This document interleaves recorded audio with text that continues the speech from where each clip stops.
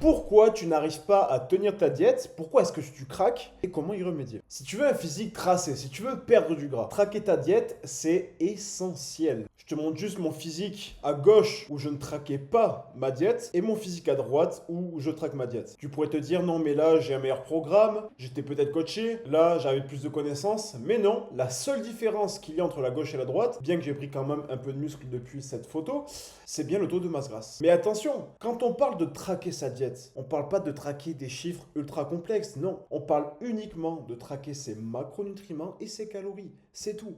Tout ce qui est le mode de cuisson, avec quoi est-ce qu'on va cuire? Est-ce qu'on prend plutôt des pâtes blanches ou des pâtes complètes? Est-ce qu'on prend des céréales blanches ou des céréales complètes? À quelle heure est-ce qu'on prend les repas? Combien est-ce qu'il faut faire de repas? Tout ça dans l'absolu, on s'en fout. T'es pas là pour devenir bodybuilder. Ça, c'est que de l'optimisation, c'est du 0,1%. Non. Aujourd'hui, on va voir le plus gros des leviers, le 80-20. Quels sont les 20% des efforts que tu dois mettre en place pour avoir 80% des résultats? Dans cette vidéo, on n'est pas là pour savoir comment bien manger. J'ai déjà fait 2 vidéos récentes sur l'alimentation. Dans cette vidéo, je t'explique comment manger ce que tu veux pour développer un physique tracé, mais aussi pour le garder. Et dans cette vidéo où je t'explique s'il faut faire une prise de masse ou une sèche quand on est skinny fat. Non, dans cette vidéo, ça va pas être le sujet. Le sujet aujourd'hui, c'est deux choses. Deux choses qui sont bien évidemment liées. C'est deux choses différentes. On va voir pourquoi est-ce que tu n'arrives pas à tenir ta diète, quelles sont les causes, parce que petit spoiler alerte, ce n'est pas simplement une question de mental ou de discipline ou de motivation, c'est bien plus dur que ça, c'est bien plus profond et c'est bien différent. Et deuxième chose, juste après ça, on va voir du coup comment réussir à tenir sa diète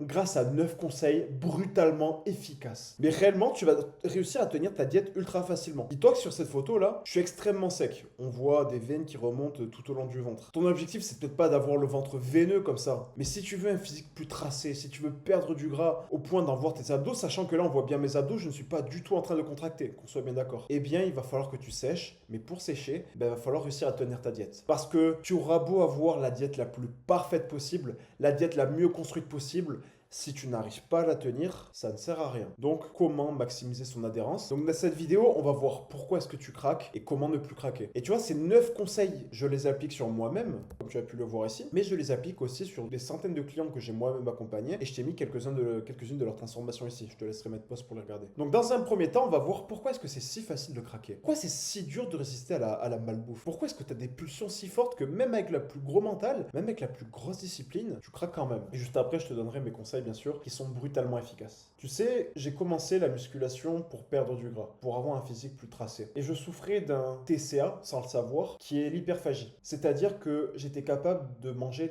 d'extrêmement grosses quantités de nourriture. Et peut-être que c'est ton cas aujourd'hui. Peut-être que sans le savoir, tu as développé des TCA, de par de nombreuses causes dont on va pouvoir parler là maintenant. Mais le problème des TCA, c'est que ça te fait prendre du gras et ça t'empêche d'avoir un physique agréable à regarder, que ça soit toi dans le miroir ou par les autres. Parce qu'en fait, tu as juste trop de gras parce que tu manges trop et tu n'arrives pas à manger moins. Et c'est ça le problème. Moi, j'ai toujours été quelqu'un en surpoids, tu vois. Je savais que, en fait, tu demandes à n'importe qui dans la rue, il sait très bien que pour perdre du gras, il faut faire du sport et manger mieux. Et moi, je le savais aussi. Mais à chaque fois que j'essayais de faire des efforts, surtout sur l'alimentation, eh bien, je craquais. Je craquais et je comprenais pas pourquoi. Admettons que j'allais faire un repas avec ma famille, j'avais un apéro, je mangeais une première cacahuète et là, d'un seul coup, j'avais envie de tout dévaliser. Donc, je me retrouvais à manger beaucoup de cacahuètes, puis les chips aussi qu'il y avait à côté, puis le saucisson. Puis après, on passait à table. Bon, il y en a certains qui arrivent à table après avoir beaucoup mangé à l'apéro, ils avaient plus faim, mais moi non. L'apéro, ça m'a juste ouvert l'appétit parce que j'étais un gros mangeur. Et je me retrouvais à manger, à manger, à manger. Et j'avais le même problème quand j'arrivais au restaurant chinois. C'est comme si à partir du moment où je passais la porte et que je voyais le buffet à volonté, à l'époque, j'étais dans une optique où il fallait que je mange le plus possible. Et ça, c'est problématique parce que quand ton cerveau est mal réglé vis-à-vis du comportement à avoir vis-à-vis de l'alimentation, mais tu manges n'importe quoi, c'était mon cas. Ce qui fait que même quand j'arrivais à avoir des résultats, à perdre quelques kilos en un mois, en 2 mois, eh bien je finissais toujours par tout reprendre en l'espace d'un jour ou deux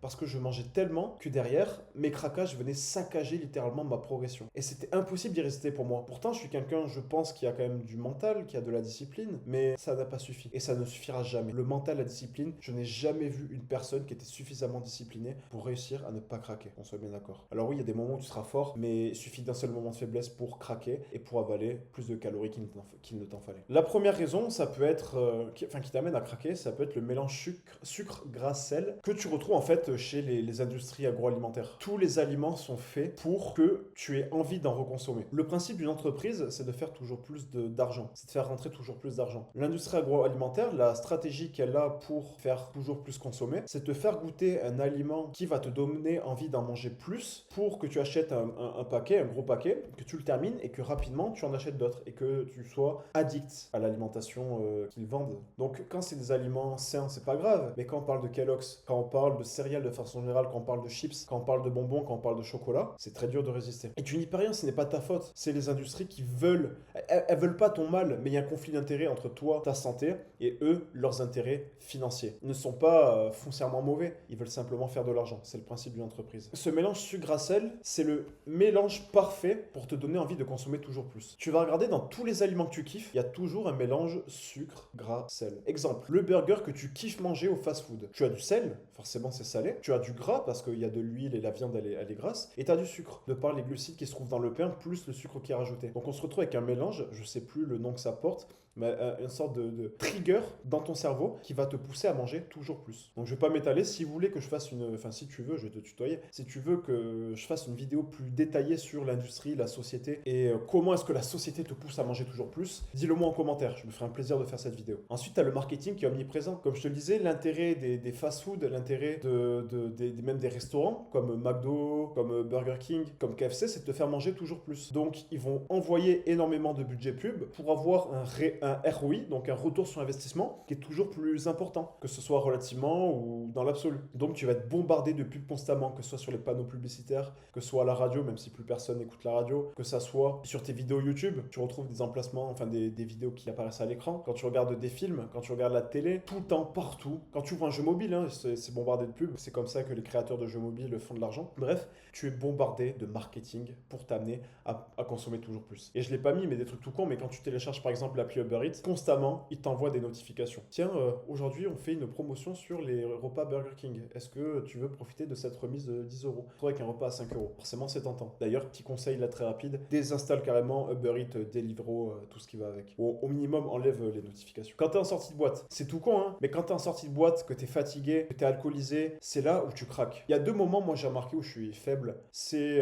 Non, en fait, il y a majoritairement en fait, un moment. C'est le soir. Le soir, le moment où t'es censé dormir et que le corps, entre guillemets, se relâche, qui commence à sécréter des hormones d'endormissement comme la mélatonine, et c'est un moment où plus faible, t'es moins résistant. On peut parler d'addiction comme le porno, c'est là où t'as tendance à le plus en regarder, c'est avant de dormir. C'est là où tu auras plus tendance à craquer parce que c'est le moment où t'es censé dormir, mais donc ton cerveau relâche la pression en quelque sorte, et donc toi de ton côté, tu auras plus tendance à faire des choses interdites, mais qui en réalité te procure du plaisir instantané. Donc en sortie de boîte à 6h du matin, ça fait 8 heures que tu es censé dormir, donc tu manques, enfin tu es en décalage de 8 heures. T'as qu'une envie en sortie de boîte, c'est défoncer tacos, kebab, McDo, etc. etc.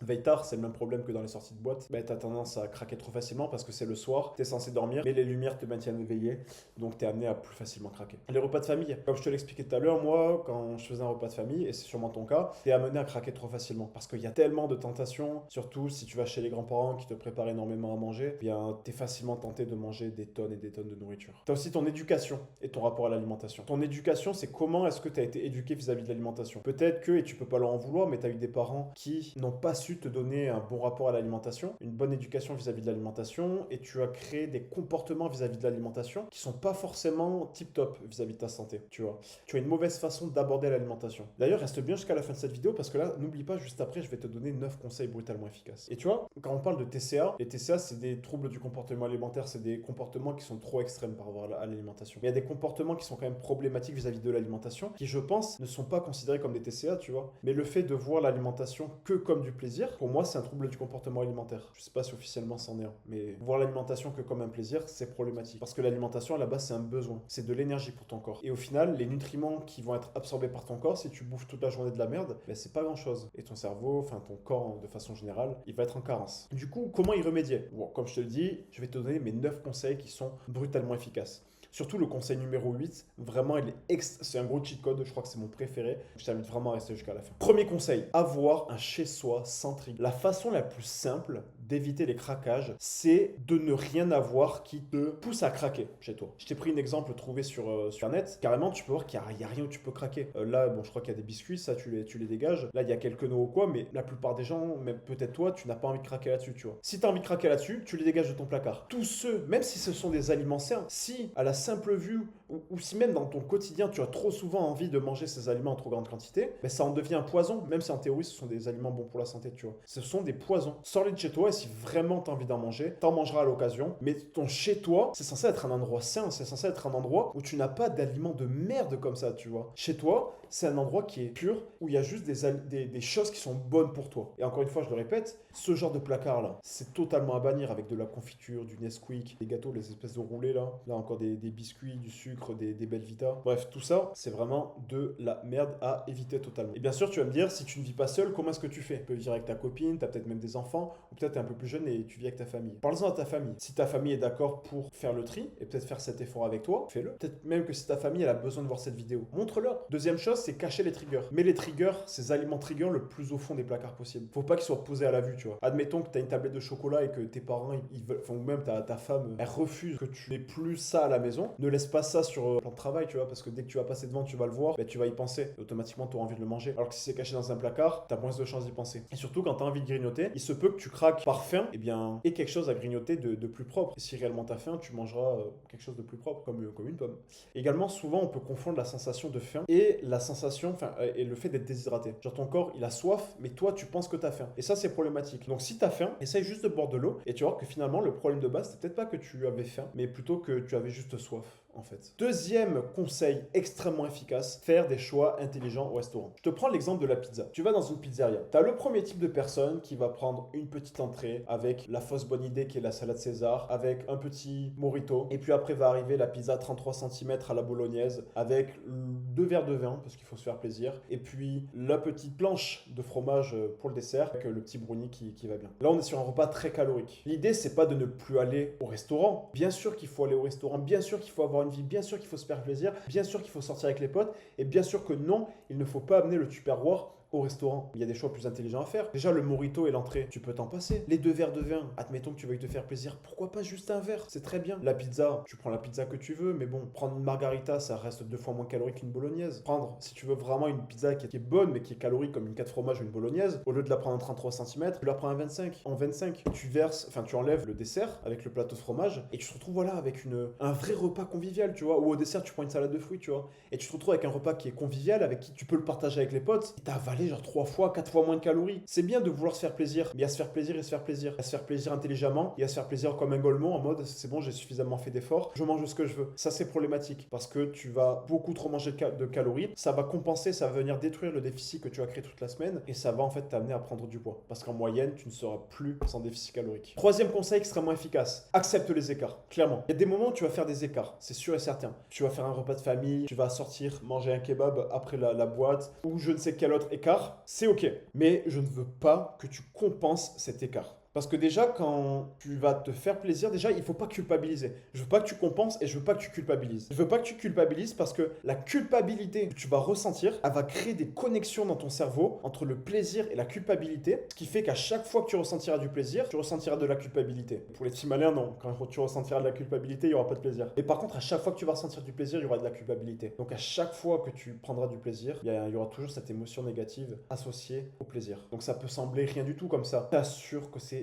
extrêmement problématique. Je veux pas non plus que tu compenses. Parce que pareil, là, ça va créer des schémas neuronaux. Ton cerveau va associer le moyen de compensation à une punition. Admettons que tu t'es dit, putain, là, j'ai mangé 3000 calories de trop. Demain, je fais 20 km au lieu de 5 en course à pied. Tu vas associer du coup la course à pied à une punition. Tu vas faire plus de course à pied, non pas parce que tu en as envie, non pas parce que c'était dans ton programme, mais pour te punir d'avoir trop mangé. C'est problématique parce que non seulement tu t'infliges une punition, mais la punition, c'est quelque chose de sain en plus que tu t'infliges. Donc c'est double problématique. Et c'est la même chose avec le cardio, les séances supplémentaires, te dire demain je jeûne, tout ça c'est problématique. Quatrième conseil même extrêmement efficace, c'est avoir une grosse dépense énergétique journalière. Il y a énormément de bénéfices à monter sa dépense énergétique journalière. Parce que qu'on soit bien d'accord, aller à la salle et faire des entraînements en résistance, faire des entraînements de musculation, faire des entraînements d'hypertrophie, ce n'est pas suffisant pour être énergétiquement actif, genre dépenser beaucoup de calories. Admettons que tu sois à déficit calorique égal. Quelle est la différence entre manger 1500 calories versus manger 2500 calories? Déjà, c'est le même résultat, théoriquement, parce que tu perds autant de gras vu que tu as le même déficit calorique. Par contre, tu as moins de frustration parce que tu peux manger plus d'aliments que tu veux. T'évites les TCA parce que tu manges plus, donc automatiquement, il y a plus de place à un burger, à une pizza, à des pâtes en sauce. Tu vois la pizza dont on parlait juste avant? Cette pizza, tu peux très bien l'intégrer dans ton total calorique si tu as 2500 calories de calories qui sont programmées dans ton plan alimentaire. Par contre, si tu as 1500 calories, ça devient tout de suite beaucoup plus compliqué. Tu vas rien pouvoir manger d'autre de la journée. Ce qui est bien aussi avec la dépense énergétique journalière, c'est que ça va te permettre de mieux assimiler les nutriments et de mieux digérer. Ça, ce sont de très bonnes choses. Ça va te permettre aussi de mieux récupérer tes séances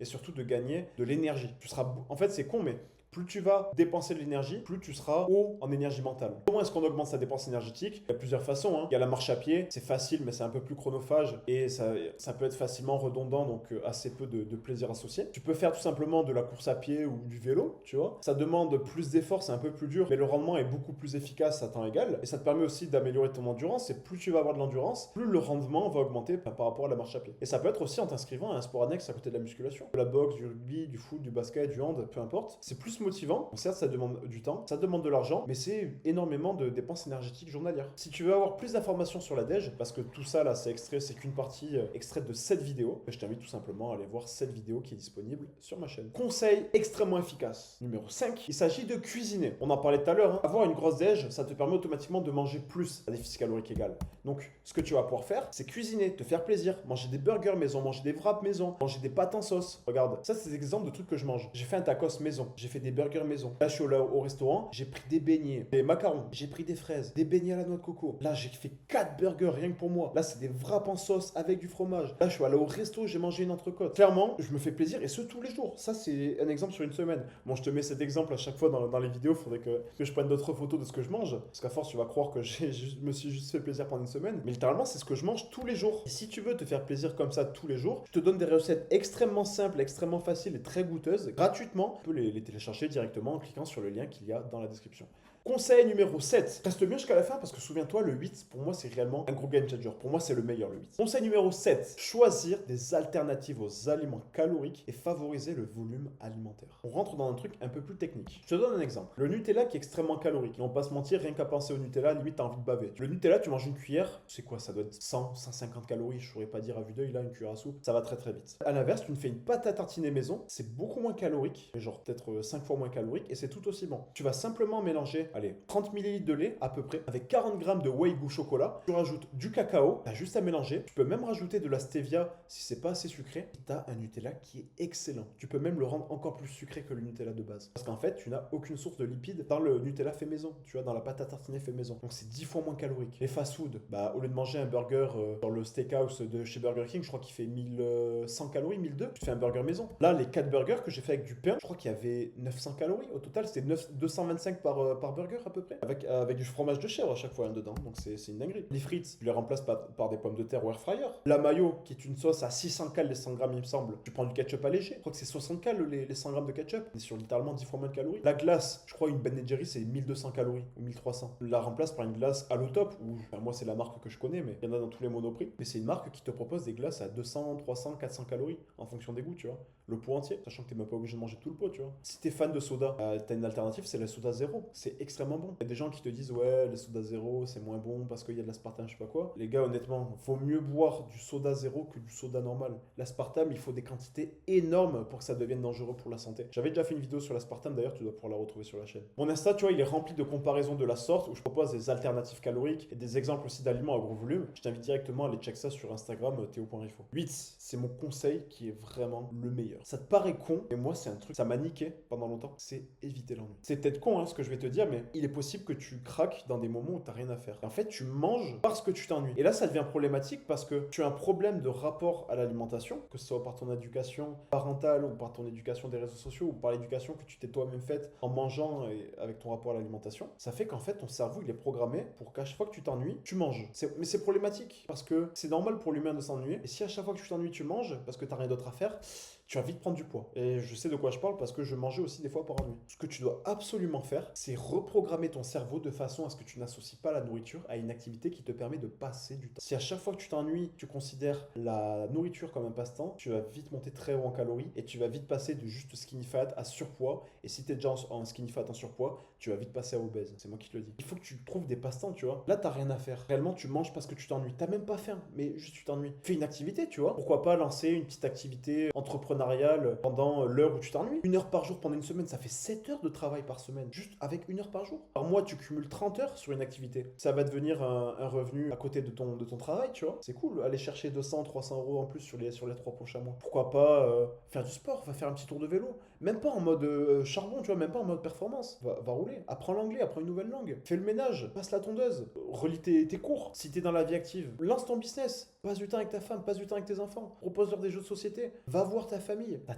tellement de choses à faire que de bouffer. C'est con, hein. Il y a tellement de gens qui s'ennuient. Aujourd'hui, juste le fait d'avoir des choses à faire, littéralement, ça change une vie. La différence majoritaire qu'il y a entre cette photo et cette photo, c'est que là, je m'ennuyais beaucoup. Il y avait beaucoup de moments où je mangeais beaucoup. Je pense que les craquages par ennui, ça devait représenter facilement au moins un tiers de mes craquages. Et là, littéralement, tu as mon physique parce que, juste parce que je suis occupé, déjà, ça enlève un tiers de mes craquages. Le reste, c'est d'autres problèmes comme le réglage des TCA et tout ce que je t'ai cité en fait au travers de mes 8 premiers conseils. D'ailleurs, je t'invite vraiment à rester jusqu'à la fin de la vidéo parce que le 9e conseil, il est un peu spécial. Mais tout ça, c'est juste en réglant l'ennui. Conseil numéro 9, rejoindre tout simplement notre accompagnement. On propose un suivi quotidien. On va te suivre sur tout cet aspect psychologique. On va te soutenir moralement. On va être là quand tu vas craquer pour te proposer des alternatives et pour voir comment est-ce qu'on peut faire en sorte que ça n'ait aucun impact. On va t'apprendre à régler tes troubles du comportement alimentaire si tu en as. On va t'apprendre à avoir une alimentation délicieuse tous les jours et adaptée à ton objectif pour aller chercher un physique tracé. On va aussi t'apporter cet aspect entraînement qui est quand même une minorité de ce que tu vas devoir faire dans ta semaine parce qu'il n'y a pas besoin de beaucoup d'entraînement, c'est surtout un travail de dépense énergétique et d'alimentation de façon à ce que tu passes d'un physique skinny fat à un physique tracé. Pour rejoindre notre accompagnement, c'est extrêmement simple. Tu es obligé de passer par une première consultation gratuite, que ce soit avec moi ou avec un membre de mon équipe. Le lien, il est dans la description. Tu vas directement tomber sur cette page où tu vas pouvoir réserver ton créneau pour une consultation Body Changer avec moi ou un membre de l'équipe. On va prendre 45 minutes ensemble, totalement gratuitement, pour évaluer ton programme et ton alimentation, te dire quoi faire déjà si tu ne fais rien, encore rien. On va t'aider à te débarrasser de ton surplus de gras pour avoir un physique tracé. Et surtout, tu vas ressentir une détermination de fou, une motivation de fou à la fin de cet appel. Donc tu as juste ici à mettre ton numéro de téléphone, ton nom et ton prénom, et tu prends un créneau directement dans ce qui est disponible ici. On se dit à très vite, c'était Théo. À de t'avoir en consultation. Ciao, ciao.